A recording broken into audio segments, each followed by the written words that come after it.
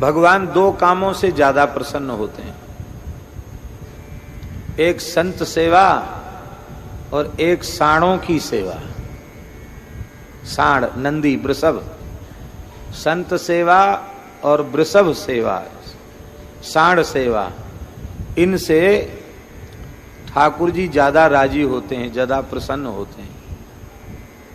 तो हमने उनको कहा कि संत भी साण ही हैं। हाँ, संत भगवान बुरा नहीं माने, राम जी के श्याम सुंदर के साण हैं। और भक्तमाल में तो इस प्रकार की कथा है, संत साण हैं, इस प्रकार की भक्तमाल में कथा है। जोधपुर के पास टोड़े रियासत है, वहां श्री पीपाजी महाराज विराज रहे थे और कुछ ईर्ष्यालु लोगों ने, बंजारा आया, लाखा बंजारा, उसको अच्छी प्रजाति के बैलों की आवश्यकता थी, वहां घूमने लग गया। उन ईर्ष्यालु लोगों ने उस बंजारे को भड़का दिया। अरे बोले, यहां कहीं बढ़िया बैल नहीं मिलेंगे जैसे तुम चाहते हो। पीपाजी महाराज बहुत बड़े बैलों के व्यापारी हैं, तो वो विरक्त महात्मा हैं, पर ऊंचे व्यापारी हैं बैलों के, पर जल्दी देते नहीं हैं बैल। तुम्हारे पास जितना रुपया पैसा हो ढेर लगा देना सामने, और वो कितना भी मना करें मानना नहीं, चरण पकड़ लेना, रोने लग जाना। एक से एक बढ़िया बैल। उन दुष्टों की योजना ये थी कि बंजारे बड़े संगठित होते हैं, पैसा वे जबरदस्ती दे ही देंगे, बैल दे नहीं दे पाएंगे तो बंजारे ही लड़ाई झगड़ा करके इनको उखाड़ देंगे, भगा देंगे यहां से। ये भी योजना थी उनकी। और वो बंजारे गए, पीपाजी से प्रार्थना करने लगे। पीपाजी ने कहा, किसी ने तुम्हें बहका दिया है, हम साधु हैं, भगवान की कृपा से आकाश वृत्ति से निर्वाह करते हैं, हम कोई व्यापारी नहीं है। बहुत मना किया, अनेक प्रकार से समझाया, पर जैसे हुंडी वाले संत नहीं समझ रहे थे, ऐसे वो बंजारे जो है नरसिंह जी के प्रसंग में, ऐसे बंजारे समझने के लिए तैयार नहीं थे, सुनने के लिए तैयार नहीं थे। उन्होंने सोने की मोहरों की थैली सामने खोल दी। बोले, महाराज इन पैसों का बढ़िया बढ़िया बैल चाहिए, हम कुछ नहीं जानते। चरण पकड़ लिए। पीपाजी ने सोचा,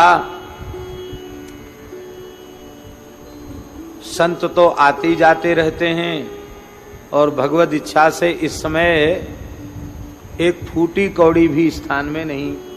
चलो, राम जी देते हैं तो छप्पर फाड़ के देते हैं, चलो राम जी ने व्यवस्था करी है, कोई बात नहीं, जब मना करने से भी नहीं मानता तो क्या उपाय है। तो पीपाजी ने कहा, उन्होंने कहा, महाराज हम बैल लेने कवा में। बोले, कल 12 बजे दिन में आ जाना, अभी बैल हमारे सब चरने गए हैं। और उन्होंने चारों दिशाओं में महाराज जी न्योता, झरा न्योता फेर दिया। तमाम संत आ गए, सैकड़ों, 1000 2000 महात्मा आ गए, सब प्रेम से पा रहे हैं। सुंदर रसोई बनी, को पैसा तो आ ही गया था, खूब बढ़िया चकाचक कारी रोटी धौरीदार बनी। कारी रोटी धौरीदार जानते हैं ना, कारी रोटी मालपुआ, धौरीदार खीर।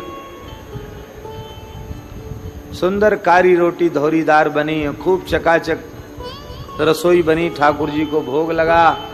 संत सब सिया हरि नारायण गोविंद करने लगे।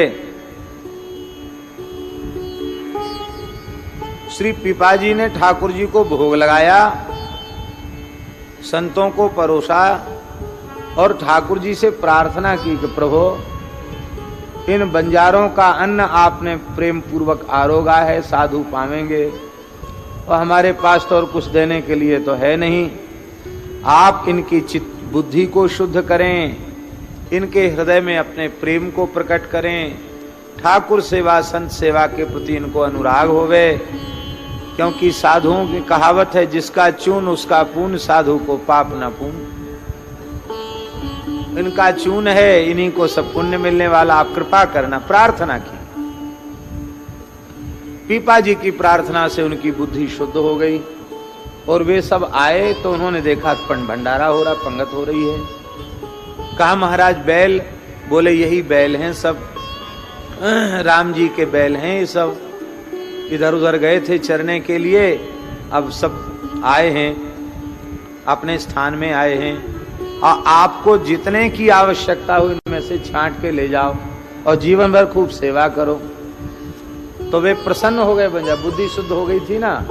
बोले महाराज ये जो राम जी के बैल है ना, इनको सबको एक एक पीतांबरी उड़ाने की इच्छा हो रही है हमको, और दक्षिणा देने की आपकी आज्ञा। बोले बहुत अच्छी बात, नीकी और पूछ पूछ। खूब साधुओं को सबको वस्त्र और दक्षिणा दिया उन्होंने, बड़े प्रसन्न हुए। बोले महाराज जीवन में कभी सत्कर्म नहीं बना, आपने बड़ी कृपा की, लेकिन एक बात समझ में नहीं आई, आपने संतों को बैल क्यों कहा, वृषभ क्यों कहा, सांड क्यों कहा आपने? तब श्री पीपाजी महाराज ने कहा वृषभ धर्म का स्वरूप है और ये जो संत हैं ये परम धर्म का स्वरूप है। वृषभ जो है ना वो धर्म के स्वरूप हैं और ये परम धर्म, सवै पुंसाम परो धर्मो यतो भक्ति रधुक्षजे। ये वैष्णव धर्म का पालन करने वाले ये सब यतिवृंद, ये सब महापुरुष परम धर्म का स्वरूप हैं, इसलिए सब वृषभ ही हैं, ये साक्षात परम धर्म का स्वरूप हैं। उनकी बुद्धि शुद्ध हो गई। तो इन्होंने श्री अनिरुद्ध दास जी महाराज ने कहा है कि यह हमारा स्वयं का अनुभव है। अनेकों बार प्रयोग करके देखा है कि साणों की सेवा भगवान को अत्यंत प्रिय है, क्योंकि उत्तम गोवंश की वृद्धि इन्हीं के द्वारा होती है। इसलिए हमारे यहाँ शास्त्रों में लिखा है एक वृषभ का दान 10 गायों के दान के बराबर है। 10 गायों का दान करो, चाहे एक उत्तम प्रजाति के वृषभ का दान करो, 10 गायों के दान का पुण्य एक उत्तम नंदी के दान से प्राप्त हो जाता है। ऐसा हमारे धर्म ग्रंथों में लिखा हुआ है। तो इन्होंने लिखा है कि 7 प्रकार के अन्न, गेहूं, जौ, बाजरा, मक्का, ज्वार, चना, इनमें से कोई 5 अन्न ले लें और उसमें थोड़ा काला तिल और काला उड़द मिला दें।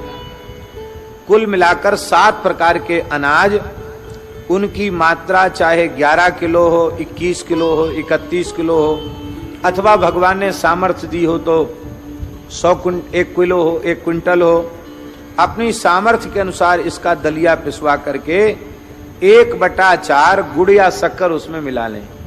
जैसे मान लो 1 क्विंटल ये सब दलिया है तो उसमें 25 किलो जो है चीनी या गुड़ उसमें मिला लें और बढ़िया से दलिया बना के परात में रख करके उसमें तुलसी दल पधरा में मन ही मन भगवान को अर्पित करें और उस परात की 4 प्रदक्षिणा करें और तुलसी दल जिस व्यक्ति के निमित्त उसके संकट की निवृत्ति के लिए दान करना है या तो उसको तुलसी दल पवा दें अथवा कोई जो व्यक्ति है वही तुलसी दल लेकर के मन ही मन संकल्प करे कि उसको लाभ इसका मिल जाए और फिर साणों को पवावे। एक साण को 1.25 किलो से ज्यादा नहीं पवाना चाहिए, क्योंकि 1.25 किलो से ज्यादा पवाने से उनका पेट खराब हो सकता है। इसलिए एक साण को 1.25 किलो और उसी हिसाब से चाहे तो रोज रोज 1.25 किलो खिलाओ, दलवा के रख लो, या फिर एक साथ जहां अधिक नंदी हो उनको सबको परोस के जिमाओ तो तत्काल बड़ी से बड़ी समस्या का समाधान हो जाता है। चाहे कोई असाध्य रोग हो वो भी समाप्त हो जाएगा, संतान की प्राप्ति की कामना हो तो वो भी पूर्ण हो जाएगी, कन्या के विवाह की कामना हो तो वो भी पूर्ण हो जाएगी, पुत्र के विवाह की कामना हो तो वो भी पूर्ण हो जाएगी, नौकरी धंधा पाने की कामना हो तो वो भी पूरी हो जाएगी, और कोई व्यापार में बहुत बड़ा नुकसान है तो उस कामना की पूर्ति भी हो जाएगी, भरपाई हो जाएगी। ऐसा कल उन्होंने बताया तो हमने कहा इसको आप लिख देना तो लोगों को लाभ मिल जाएगा और नर गोवंश की सेवा हो जाएगी। तो ये उन्होंने लिख दिया और हमने आपको उसका भाव सुना दिया। तो आप चाहें तो भगवत कृपा से गो माता की सेवा करके पुण्य लाभ ले सकते हैं।